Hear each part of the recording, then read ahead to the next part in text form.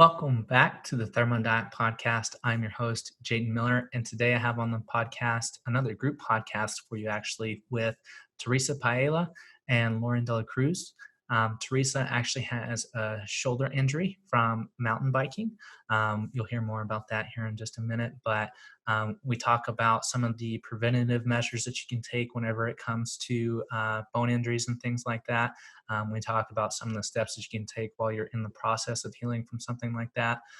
We also talk a little bit about mindset, some ways that you can come up to a situation like that with a positive mindset, some things to think about. But we take a deep dive into this one, so I'm super excited for you to be able to listen to it. And again, I just wanted to thank all of you listeners out there for listening to the podcast and being consistent. I really enjoyed doing these. This is probably one of my favorite things that I get to do. So I'm really grateful for all of you out there, and I hope you enjoy this episode. Welcome back to the Thermo Diet. I'm your host, Jayton Miller, and today is another group podcast with Theresa and Loren. How are you guys doing today? Great. Yeah, doing well, thanks. So today, one of the things that we wanted to talk about was kind of bone health and healing in general, because if you are watching the video right now, you can kind of see that Theresa is a little beat up a little bit from her biking experience. Do you mind kind of telling them what happened, and we can go from there? Yeah, it was definitely completely my fault, but just went down a little hill, popped off my bike, still held on to it, and then landed right on my shoulder while still holding on the bike that then fell on top of me. So I kind of crunched myself into the ground. So I'm healing a fracture and a torn rotator cuff right now, trying to support not only lowering the inflammation, healing the bone, healing the tendons, the tissues, helping my brain recover a little bit, because I think, as both of you know, as all of you know, whoever's listening, when any part of your body is inflamed, your brain is so much more sensitive to that. So I've noticed even basic acts of remembering are much more difficult. Even speaking is a little bit more difficult right now. So diving into everything, all things mineral related, red light, trying to find more creative ways to heal in the process. So, yeah. Definitely. So Theresa is in the business of being a badass. That's what I'm getting from this story. Yeah. Thanks, Jayton. Definitely. So do y'all kind of have like a basis of things that y'all usually cover whenever it comes to bone health? Definitely. I don't know if you want to go first, Theresa, but I'll let you dive in and add on what I'm experimenting with. Yeah, I'm personally helping my father-in-law with his osteopenia, and he's one of those guys that this is very personal, but he's one of those gentlemen that can be pretty stubborn when it comes to listening to alternative information. But it's been fun to kind of work on this with him, because it's something that he suffers from, and definitely don't want to see him progress in terms of getting to full-blown osteoporosis. So osteopenia is just like kind of the precursor to osteoporosis. And there's tons of stuff we can cover, but one of the things that I sort of had to really get through to him with is his vitamin D supplementation. He was taking, I don't know. I don't even know how many I use anymore, but a pretty big dose of vitamin D every day. And if you look at the research, at least I have a couple of papers that show that the more vitamin D you take per day, the more bone loss you end up yielding. And if you know how vitamin D works, it works to liberate calcium, not only from the intestinal tract, but also, from the bones to help get it to, it's constantly liberating calcium, and vitamin K is where it puts it where it needs to go.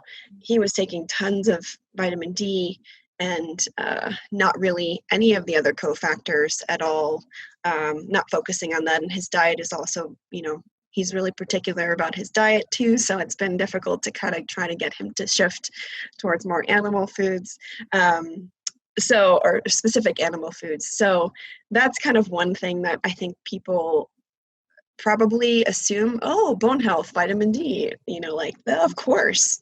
And I think that comes from, there is definitely old research that is kind of rooted in that sort of concept, where if you've ever watched Hector DeLuca speak or talk about vitamin D, he does mention kind of how it came to be. And I forget the actual scientists' names, but they figured out how to cure rickets by using cod liver oil, and then separated the vitamin, which is rich in vitamin A and D, then they separated the A from the D and found that it still helped with the rickets. And this was like over 100 years ago, maybe. Wow. Yeah. So that's kind of how they came to find out that this was a vitamin or nutrient or substance. It's really a hormone, but I think we've kind of taken that a little far. Our society of convenience and comfort has taken that a little too far, and we've kind of, there's been some I guess, I don't know what the concept is that I'm trying to say, but like old historic, like I guess dogmatism that we're not willing to also see or look at definitely other research that shows it's much more complicated than this. He was like super convinced that his vitamin D he had to take vitamin D. He also had to take calcium. So he was taking vitamin D and calcium. And he also has, what's it called? Plaque building around his heart. So he has a little bit of calcification building around his heart. And when I heard that, and like once I had gotten to a place where I felt really comfortable with my nutrition and mineral sort of education and working with clients and things like that, and knew what worked, what didn't, I had a conversation with him. It's like, perhaps this, over supplementation of vitamin D and calcium potentially, could be causing some of this plaque buildup around your heart. And there is also more research that shows that high vitamin D supplementation can cause atherosclerotic plaque buildup. So, it's too much of a good thing.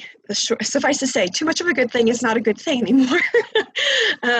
So I've been working on him with sort of peeling back the layers and getting him on, a couple of supplements, because he's not too keen on changing his diet. And of course, that's part of being a practitioner. You have to meet somebody where they're at and really weigh the options, pros, cons, like is a supplement going to help this person more at this point in time, considering their current state, than like getting them to overhaul their entire diet or, anything like that, because he just really wasn't willing to budge on the diet.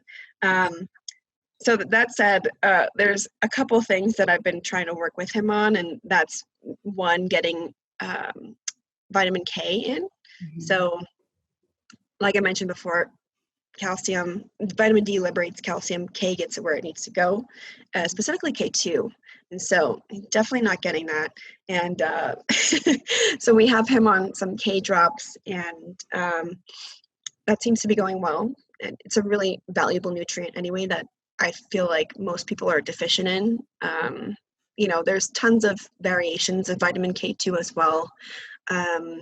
I heard Sally Fallon talk about this, and she says that vitamin K27 is actually not as well absorbed as vitamin K24, but vitamin K27 is pretty difficult to get. So, it's kind of nice when you can get a complex of Ks, because you're not just getting one, variation, you're getting the whole gamut. So I actually really like Mitolife's vitamin K complex, although, I think Thorne's vitamin K drops are also pretty good. And that's expensive, but you get a lot of bang for your buck there. So K, magnesium, of course. I think what most people don't realize too is that magnesium regulates vitamin D and calcium status. So if we don't have magnesium, we are going to be kind of, excuse my word, crap out of luck.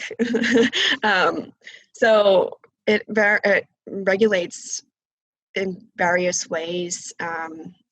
Vitamin D needs magnesium for every step of synthesis and conversion to activation. So you not only need magnesium to synthesize vitamin D from sun, or as well as supplements, but also to activate it once you are ready to utilize that vitamin D. So there's a difference between storage D and active D, and there's over 50 metabolites of vitamin D. So it's really complicated. And that said, magnesium is super important for kind of like the whole process. And were you going to say something, Theresa? Oh, it just reminds me, before we jumped on this call, just thinking about the context of most of us and maybe many of our listeners living very magnesium depleting lives in terms of really high stress, maybe plant-based diets, which could be high in magnesium, but maybe thrown off by a lack in even just the vitamin K or the gut dysbiosis that is blocking our ability to make our own vitamin K. So I'm just, as you're speaking, I'm thinking back to the younger version of myself and so many family members and friends where we take our bone health and basic functioning for granted until we get to a point where we realize, wow, this is not only complicated, but so necessary for us to understand in order to take charge of our health. So I appreciate you breaking it down and stepping in to support someone who could so benefit from just a little nudge in the right direction, maybe starting with some Gouda and then maybe some vitamin K drops if they need a little bit more of a boost. But yeah. Oh, Gouda. I love Gouda. And I think it's the cheese highest in vitamin K too. Is that right? Might be. Something like that. I've heard that. Yeah. So that said, yeah, I totally agree with you. And yeah, magnesium, most of us are deficient. One, because we live in a very magnesium depleted environment, but two, our metabolisms suck. I think there's something like 80, there was like a study released, I forget which school, but it said only 12% of Americans have a healthy metabolism. I don't know how they measured this. I have yet to kind of dive into that research, but it says, only 12% of Americans are metabolically healthy. And the worse your metabolism is, the worse you're going to be at retaining magnesium too. Yeah. So, we have to kind of replenish in a smart way too, because of course there's the mineral balancing aspect of that too. If you take too much magnesium without sufficient sodium and potassium, you're going to lower the others pretty significantly, pretty quickly. And that's why a lot of people feel pretty crappy when they take magnesium, or those that do feel crappy. That's why. So others, though, they start taking it and they're like, oh my God, I feel amazing. I could sleep. I'm going to the bathroom, So magnesium is really important. It also is really important it's really important for calcium status in that regard, like regulating vitamin D. It's important for parathyroid status, and it's important for calcitonin status as well. So calcium is generally regulated by magnesium and vitamin D too. And so I think a lot of people miss out on that part. They're only thinking, oh, vitamin D, But of course, nature is so sophisticated that if we overlook and just think compartmentally, then we're missing a lot of the points. Another big one is vitamin A. So retinol, and of course that's because in pregnancy, which is specifically like that's my niche, my area of practice. Vitamin A is actually really, really important for normal growth and development and symmetry. if we're Oh. yeah, if we're missing vitamin A, and that when I say vitamin A, I don't mean beta carotene, I mean retinol, so preformed vitamin A, not the precursor kind, which is beta carotene, and that requires a lot of good metabolic health and thyroid hormone to get converted. That is really important for bone health as well. And if you ever come across anyone that has birth defects, or kind of run into that, hopefully not, but it's usually birth defects come about because of vitamin A deficiency, which kind of regulates so many gene expressions. So that's another one that is really important. Can I ask a question? Yeah. In terms of asymmetry and birth defects, I'm so curious even about the idea of scoliosis and that kind of imbalance. What might be some causes there? Is that retinol dependent too, or is it more maybe even like heavy metal exposure that could be throwing off other minerals and causing some lopsidedness? Because I see that a lot in people, even if it's just like a minor scoliosis or a minor shift. Most people are pretty crooked these days, and I'm trying to figure this out. How far back does this go? That's a really good question. I'm not totally sure, to be honest. I would assume that vitamin A, if it's coming from infancy, and you can actually see that the baby or the infant is growing up to be like a little bit sclerotic, potentially, I would say that my physical therapist would probably argue that it's also has a lot to do with kind of strength of the other muscles around the body. But there's definitely some pretty clear, like, this is almost impossible to control muscularly. So that's really interesting. I'll have to check into that. Jayton, do you have an idea? The first thing that came to mind was the gait cycle. So just looking at your gait and seeing the actual movement and development. See, a lot of times I see scoliosis later on in people's lives. So like late adolescence, early adulthood. And that's usually from a lack of proper movement in the development stages. So anywhere from when they start walking around 2 years old to probably around 15, 16 is whenever I've seen it the most, especially like in high school. I remember we had a few kids that developed it from middle school up into high school. And I think for one, it's just because everybody's sitting all day. So like the lack of development of certain muscles, causing kind of the imbalance in the pull of certain, like, have y'all ever looked at anatomy trains? No. So Dr. Myers, his work is really good.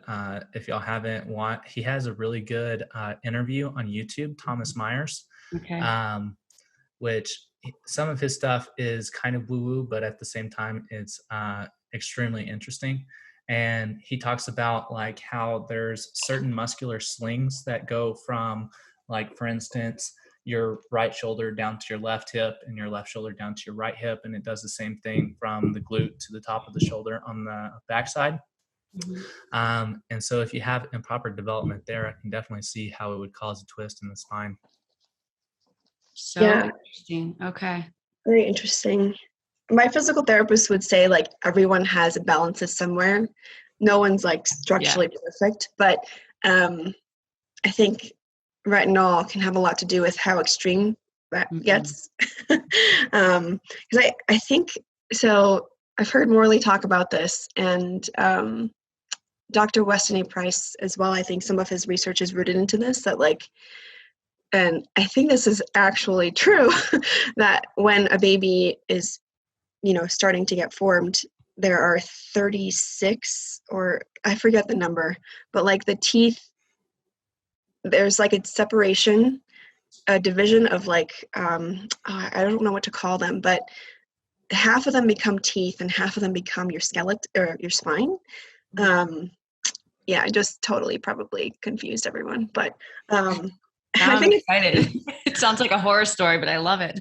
I think it's really interesting. So that division, not only to create teeth, but also the spine, that has to be probably regulated by retinol, Mm-hmm. which is the most genetically regulating nutrient, in my opinion. So,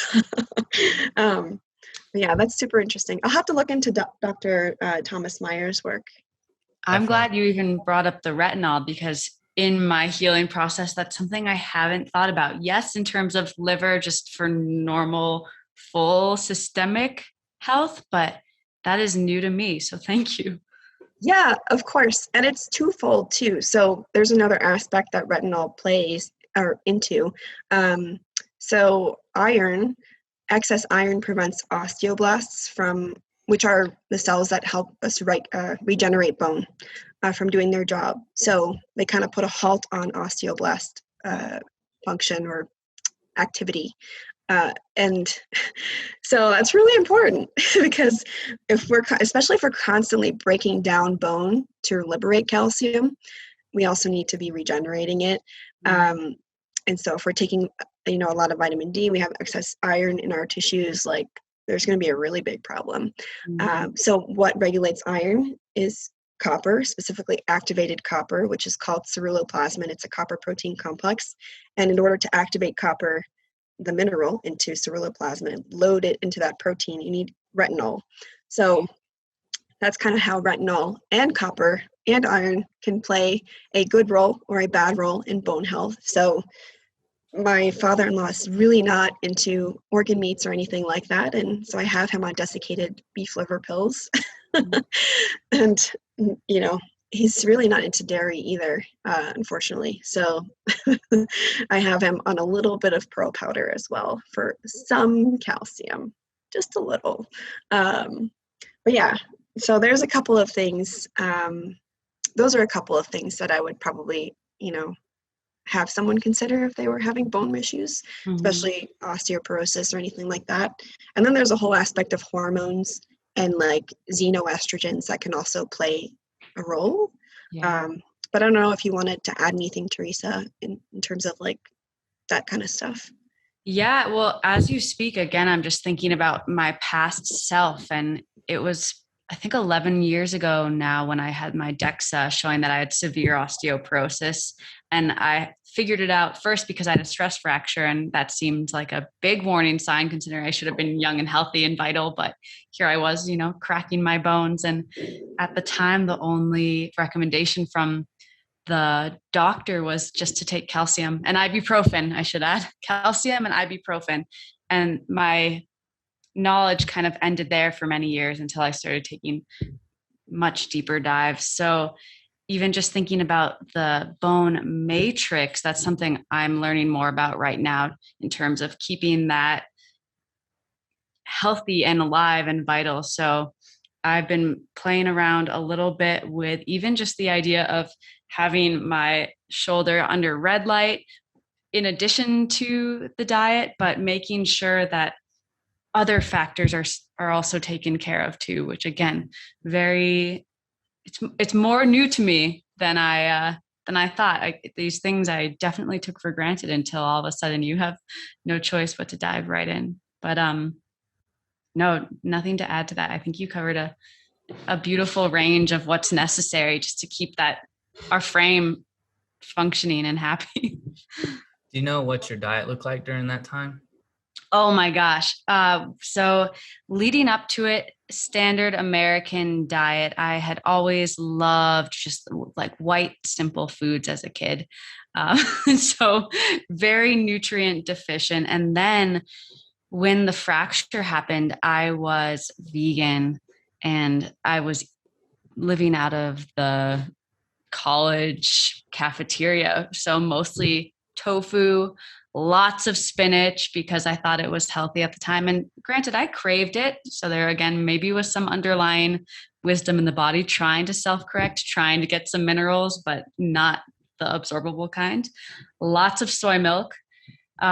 Grape nuts were a staple, bananas and bagels, probably like the classic runner diet, at least the collegiate athlete runner's diet. So lacking in so many things. And even just, again, thinking back to light exposure, I would be outside maybe for practice, but the rest of the day as a student, I was in Minnesota at the time, very, very little light aside from just the fluorescent blue lights of the library or my classes. So many things that were out of whack, and very, very high stress. I think a lot of people can relate to the lack of balance that's inherent in a lot of college living days, and things are so easily just tipped over when we take things for granted again, when we're living in ways that we're not thinking about our future self or our older self.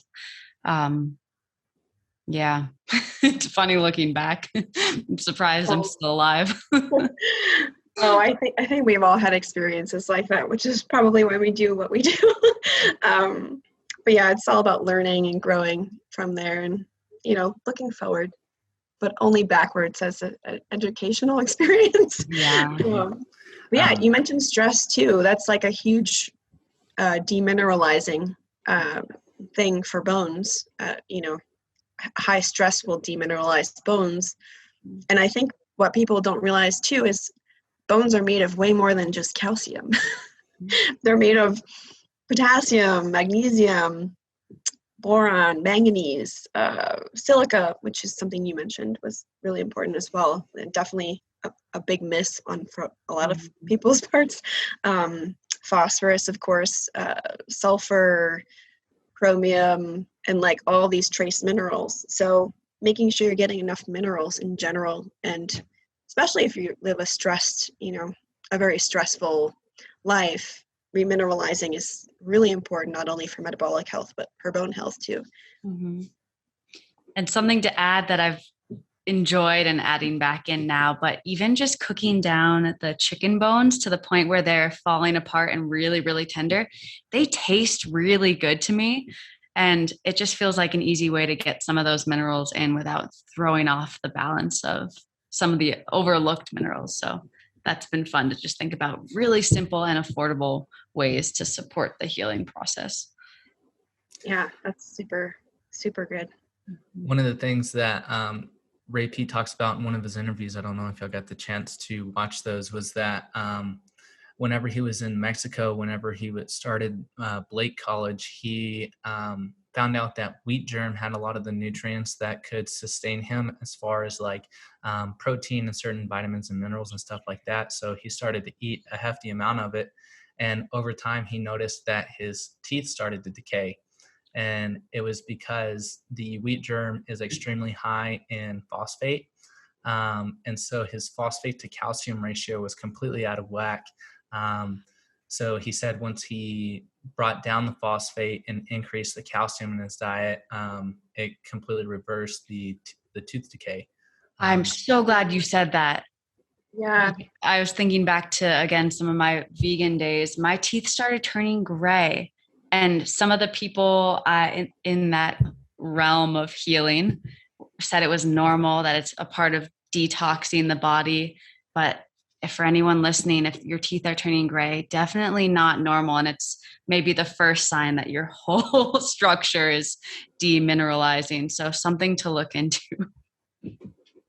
Definitely. I would say same thing for people who are on the like carnivore and very meat heavy diets is just making sure that you balance out that high phosphate ratio with plenty of calcium in the diet as well.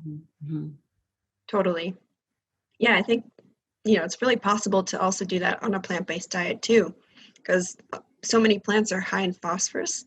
And then you have the oxalates that make it really difficult to, and the, other phytic acid, other anti-nutrients that really need to be somewhat neutralized by properly preparing, which is definitely something that even, that said, I see a lot of vegan sort of proponents like say, oh, anti-nutrients don't matter at all. Don't worry about them. Like just eat the raw, whatever. I'm just like, oh my gosh. Because I've seen the damage done. I wish I could have done like a hair tissue mineral analysis on myself after I was vegan, or during when I was vegan. I was vegan for 1.5 to 2 years in college as well. Oh, wow. Yeah. And it really wrecked me for a very long time. Just even after coming off of it. But yeah, I think it's really important. And at that time, I didn't really know how to prepare foods either. I was mostly eating from the college cafeteria. So Exactly. like, what's vegan? Okay, all of these raw vegetables at the salad bar. That's what you kind of ate, and the tofu. Yeah. So yeah, I mean, there could have been more opportunity to properly prepare foods, but even, some of the most, I guess, well-known vegan proponents are like, yeah, don't worry about those. They're not real. To give them some credit, the don't worry about it, I think is valuable. Again, honoring that stress is depleting what we need to stay balanced. But I think it's there's a level of delusion and being real about your circumstances and being very peacefully aware and proactively moving forward. Oh yeah. I mean, I wish I would have had more of like I lost my period on the vegan diet, and normal, right? Normal. totally normal. And, I was, in a way, I was so uninformed that I was like, oh, this is great. I don't have to deal with, monthly menses. But looking back and, after, one of the reasons I came off of it was like, this is not good for me. I need my period. It's important. So, yeah. I would say some of the tangible steps that I've accumulated over the years from breaking several bones and things like that is I was probably sleep whenever I had a few broken bones. I've broken about 3 fingers during football. And then I've also had surgery on both of my feet because I had bones growing misdirectionally. During those times, I was probably sleeping around 12 hours a day. I would make sure not to be in a calorie deficit, as that's going to exacerbate the issue. Yep. I think that I was also, it's kind of funny, I was reading a lot because I couldn't do anything. I didn't have my feet, so it was the only thing I could do. And it was actually extremely peaceful. So I noticed that the psychological part of it kind of took care of itself with that. I would also say that just making sure that your protective hormones are balanced is very, very important. Making sure that along with the vitamin A and the thyroid, you have plenty of cholesterol available to synthesize the pregnenolone into the other steroid hormones. And then, just making sure that you eat foods that have bioavailable sources of calcium and magnesium and things like that. I think that's something that's very important. Because a lot of the times, like, vegetables can be dense in a lot of these minerals, but they're not available for the body to take up. So Right. just making sure that you get good sources. And as far as supplementation, it is the carbonate form that you want to supplement with, correct? For the eggshell calcium, or that's what? Oh, Cool. Go ahead, Loren. I know that that's very popular in the pro-metabolic community, but I disagree. Oh, yay. Okay. I'm so glad we're talking about this then, because I know it's just like the vitamin D debate. There's a lot of controversy. So great. I'm excited to listen. Calcium carbonate is actually the calcium that you would give a reptile. Like if you ever owned a reptile, I haven't, but that's the way you give a reptile. It takes 11 steps to convert, or 11 conversion steps to make that calcium, I guess we would say calcium bicarbonate. So if we really truly need to supplement calcium, my preferred source is something like a whole food source, like pearl powder, or pearl powder, or calcium lactate. Calcium lactate is going to be pretty easily absorbed. But that said, it's a really beautiful way to make the most of what, of all of your food, kind of like from nose to tail. You're really making use of the eggshells as well, which is a really nice way to get more from what you're creating.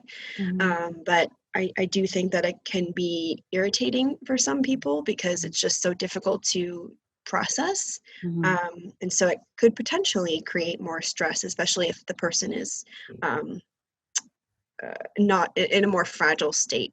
And I really like what you said, Jayton, because it's really important to make sure that you're in an anabolic state, or at least supporting those anabolic hormones, because if and this is totally off topic from the calcium thing, so I'm sorry, but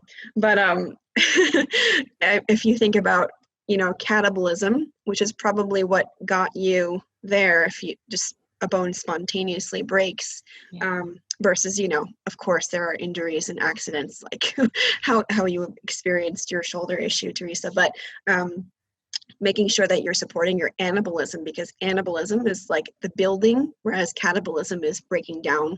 So if you can get your progesterone, your thyroid, your DHEA up, that's going to be really supportive. So, and that's of course goes along with minimizing stress as much as possible. But sorry, tangent. Yeah, calcium lactate is probably what I would do. Well, that actually reminds me that tangent was beautiful, because again, thinking about a lot of runners, the coaches tell them that it's normal to lose your period, that, you know, it's when you're at your ideal state, you're at a certain body weight, you may have lost your fertility, but not to worry about it. But even just thinking about how protective progesterone is to the bone. So we have layers upon layers that are leading us to dysfunction that we maybe are not even realizing. So it's good to start to understand just the really simple ways of, oh, okay, the body might need a little bit of this, or, oh, wow, just eating at a calorie excess for a bit could actually be very healing and therapeutic to a system, is a simple way to think about supporting the body. I've actually talked to several Olympic runners on the female Olympic team here in Boulder, and not a single one have a period. And it's kind of interesting because they're just constantly pushing their body to that over that stress threshold, which they're phenomenal athletes. But as far as their everyday health, it was kind of interesting to observe in some cases. Mm-hmm. Yeah. Athletes, female athletes, that's always like it's hard to balance the performance aspect and then the actual, you know, well-being aspect, because it's easy to brush that stuff off like, oh, it's normal, but it really is important. And that's why I think athletes, once they retire, everything starts going downhill really, really quickly. So what's sustainable, what isn't? And I wanted to ask you both, while we're on the topic, about even just tissue and tendon and ligament health, because again, I think the calcium to phosphorus ratio feeds in, stress feeds in, but also some of these other building blocks. And I know you mentioned colostrum, and maybe we could dive into some of these more creative supplements or foods that can support overall tissue function. Yeah, well, I don't know if you want to dive in, Jayton, but when thinking about, I guess, supporting body parts, I like to think about it like gets like. So I think that's why organ meats can come into such a big role in sort of healing, and that's why it's used in Chinese medicine. You know, the thymus will help the thymus. Oh gosh, what was I reading the other day? I think the Maori tribes, those traditional cultures, the more untouched, and this was in what Dr. Weston A. Price's research too, the Maori tribes would traditionally have a couple preparing to get married, eat the testes and the ovaries of shark, which they would catch, as like a preparation for, you know, I guess conception, because that would usually come really quickly after marriage in those tribes. And so, yeah, it's kind of like, you know, you consume the organ that you want to support. Mm-hmm. And so in that sense, I would consume probably, if I was trying to support ligaments, that's why bone broth is so important, because, you know, you're taking the cartilaginous substances out of these bones, and these, you know, trotters, for example, pig trotters, chicken feet, those are all really rich in those same tissues. And so if you make broth out of them, you know, you could eat them if you want. I know that pickled chicken feet is like a delicacy somewhere. Yeah. I don't know if I'm that brave, but I would definitely try it. but yeah, like supports like. So I don't know. That's kind of how I would look at it and try to get really collagen rich, which is basically what the primary substance that makes these tendons and ligaments.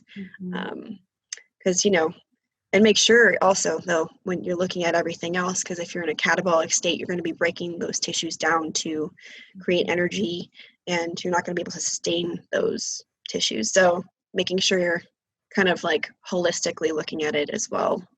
But yes, like gets like, and that's kind of what I would do. Definitely.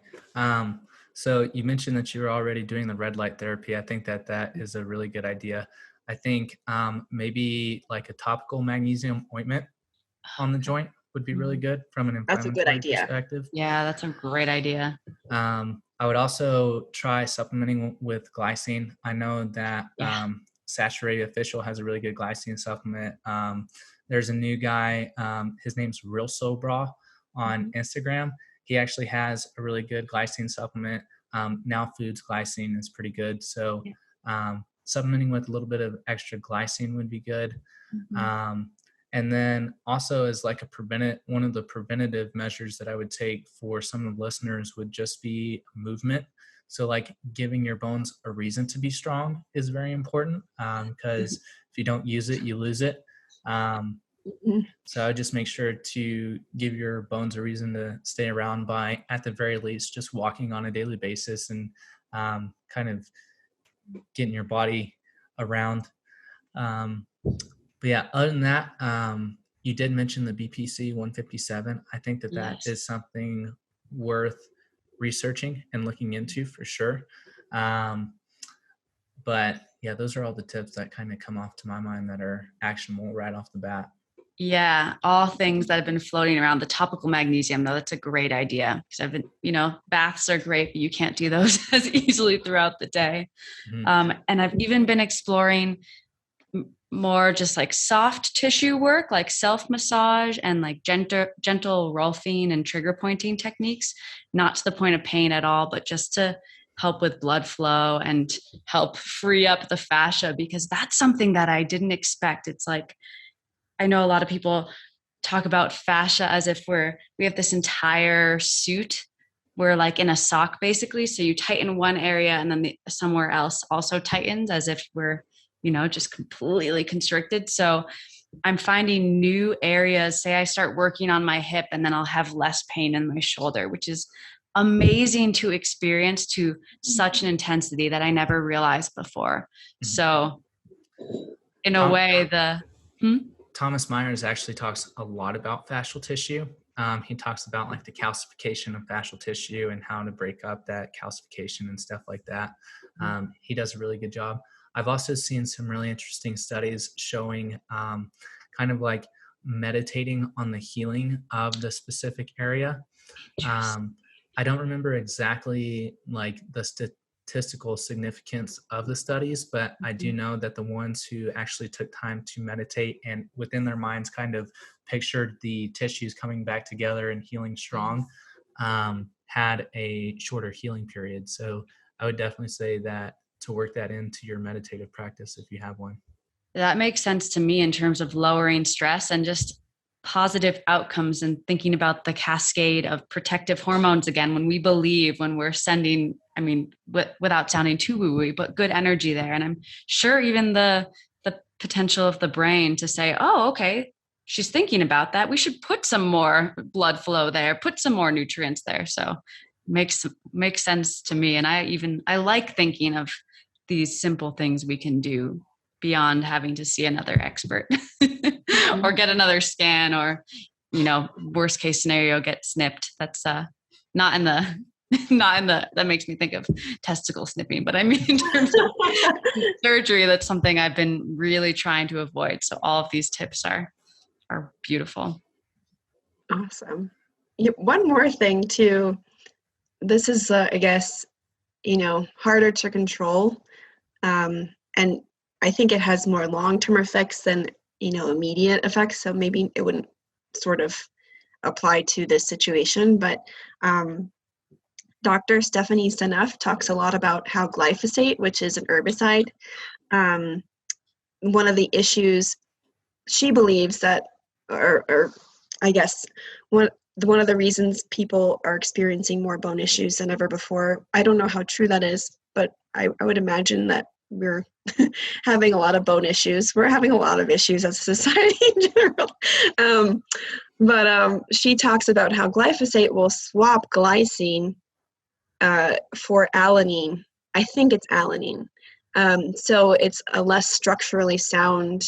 Your bones are becoming less structurally sound, and if you're consuming, high glyphosate content foods, and it's difficult to regulate that because it's just pervasive and it can be found in water. And so water filtration is another aspect of things, and not everyone can buy organic.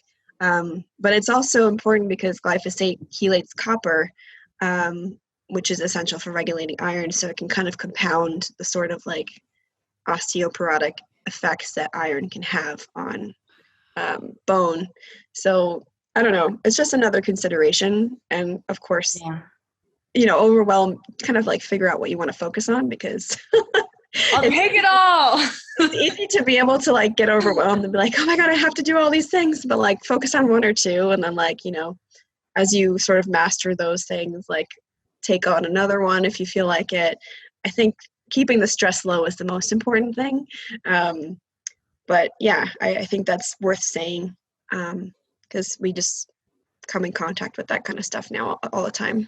And what a metaphor too, thinking about how we treat the earth we live in and are clearly showing, or we are seeing our structures really falling apart in terms of society not being supportive to our health. And here we are with a lot of young people with pretty serious, I don't want to say health issues, but kind of, I think a lot of people are far sicker than they realize even, or are super young and already have this level of diagnoses or a certain number of diagnoses and autoimmune conditions. So I think, glycine is another one of these wonderful things to help even bind to the glyphosate. I haven't looked at too many of the studies, but it seems like a promising way to help get it out of the body if we are unnecessarily exposed. So yeah, glycine is really important for detoxification, especially of like those chemicals or exogenous chemicals. So it'll benefit not only for bone health, bone repair, but also detoxification. If this opens up a can of worms that's too big, let me know. But one of the things that I've kind of been thinking about, and I would be curious as to what your opinions are on it, is the healing effects of touch, just in general. What do y'all kind of think of that specifically? Go ahead. Oh, you go for it, Theresa. Well, I'm so glad you asked, because I was just talking to my husband about this, and I feel like of anything I'm doing right now, that's been the most helpful. First, in terms of lowering stress, but maybe just first, that feeling of when stress lowers almost immediately. But when someone has good intention too, when they care about you, when they love you, I'm sure we'll start to be able to measure this more. But even just honoring ancient wisdom and ancient healing techniques, I feel like there's been that awareness that being touched matters. And even just thinking about some of the studies with kids in orphanages that are not touched, and they have very different developmental stories, and even their heads look different. I think, correct me if I'm wrong, but their heads are much, much bigger.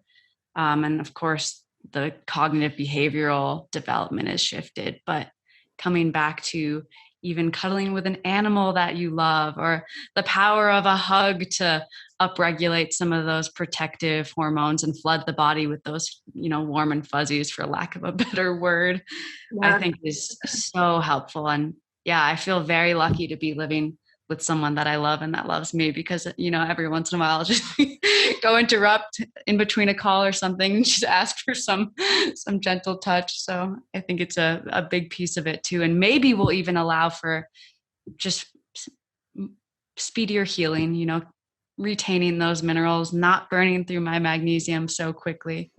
Mm-hmm. Yeah, I haven't done research on that specifically, but there is something to be said about how our parents, and when we were younger, I know that might not be the case for everyone, but their touch is such a relief or can be, like, that's how they've taught us to soothe. Even when we were babies, that's kind of what you do. You pick the baby up and you rock them, and you sort of like teach them how to self-soothe. And I have a friend that's a therapist, and I know that during this, I guess earlier in the quarantine, when we really couldn't see a lot of people, it's kind of getting a little better now, but for those people living alone, she would recommend going to, at the least, like, get a massage once every couple weeks, because that touch is so important. Just physical human touch. I think that's, if it's not on Maslow's hierarchy of needs, it probably should be. I don't know if it is. But there's just something so healing about it and so soothing that I think it really matters. I want to check the pyramid now, because I feel like that should be with food, shelter, water. Yeah, just thinking about how critical that is, and seeing what happens when we don't have healing touch, or just loving touch, or just touch in general. I feel like maybe even neutral touch could be beneficial. Yeah. We touched on this a minute ago. Yesterday, I read The Four Agreements by, I think it was Don Ruiz. Yeah, I believe so. And Yep. he talks about the first agreement is impeccability of the word.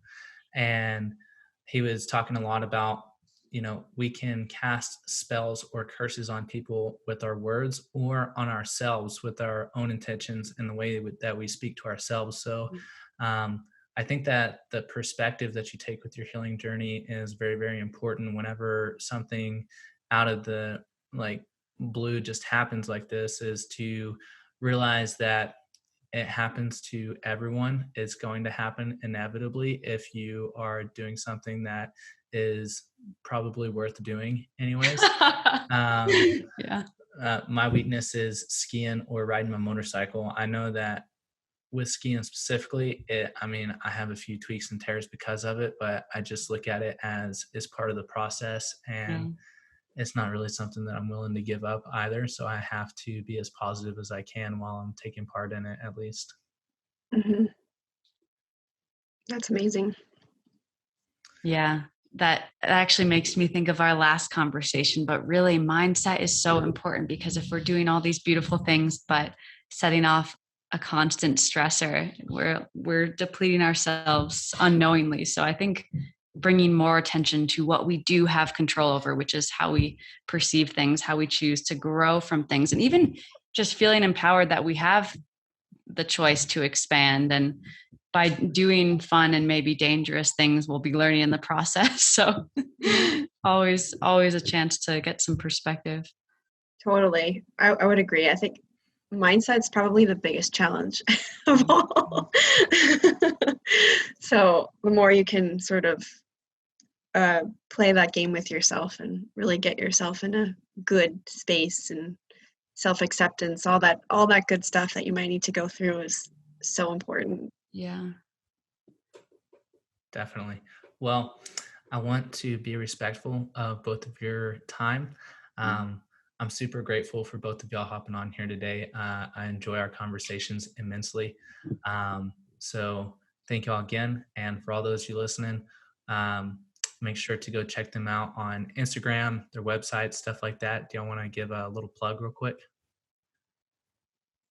Sure. Yeah. Living Roots Wellness on Instagram, and also livingrootswellness.com. So pretty easy to find. Theresa Piela is my name. Awesome. And then Loren Dela Cruz, and my Instagram is Innate Functional Nutrition, and innate is spelled I-N as in Nancy, N as in Nancy, A-T-E, just in case, although maybe it's Mancy, if you watch Archer. And then innate-nutrition.com. Awesome. We all make sure to go check them out, and we'll talk next time. Thanks for listening to the podcast. If you haven't already, make sure to hit the like button, subscribe, and leave a comment down below if you want us to cover a different topic.